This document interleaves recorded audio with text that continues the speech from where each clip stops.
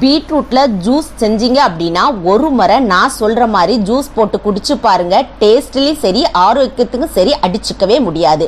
ஒரு பீட்ரூட்டை தோல் சீவிட்டு கழுவிட்டு குட்டி குட்டி பீசஸா கட் பண்ணி வச்சுக்கோங்க. எந்த அளவுக்கு பீட்ரூட் எடுக்கிறீங்களோ அதே அளவுக்கு மாதுளம்பழம் எடுத்துக்கோங்க. ஒரு 10 புதினா தலைகள், ஒரு சின்ன துண்டு இஞ்சி எடுத்து ஒரு மிக்ஸி ஜாருக்கு மாத்திக்கோங்க. அதுல ஒரு அரை எலுமிச்சம்பழத்தோட சாரும் 2 ஸ்பூன் அளவுக்கு சர்க்கரை சேர்த்துக்கோங்க. சர்க்கரை சேர்க்க விருப்பம் இல்லைன்னா லாஸ்ட்ல நீங்க தேனோட சேர்த்துக்கலாம். இப்ப தேவையான அளவுக்கு தண்ணி ஊற்றி இதை அரைச்சி எடுத்துக்கோங்க. இப்போ வடிகட்டிடலாம். நான் இன்னைக்கு ஜூஸர் ஜார்லேயே சேர்த்ததுனால வடிகட்டலை. ஒருவேளை நீங்கள் மிக்சியில் அரைச்சிட்டு சேர்க்குறீங்கன்னா நல்லா பொடி கண்ணில் உள்ள ஜல்லடையை வச்சுட்டு நீங்கள் வடிகட்டி சேர்த்துக்கோங்க. அப்போ தான் குழந்தைங்கள்லாம் குடிச்சாங்கன்னா அதில் சின்ன சின்ன திப்பியாக இல்லாத அளவுக்கு இருக்கும். நீங்கள் சர்க்கரை சேர்க்கலைன்னா இந்த சமயத்தில் நீங்கள் தேனோட சேர்த்துக்கோங்க. அது கலர்லேயும் சரி, சுவையிலையும் சரி, மணத்துலேயும் சரி, ஆரோக்கியத்துலையும் சரி இந்த ஜூஸை அடிச்சிக்கவே முடியாது. பீட்ரூட் ஜூஸ் செஞ்சீங்க அப்படின்னா ஒரு முறை கண்டிப்பாக இதை மாதிரி செஞ்சு பாருங்க.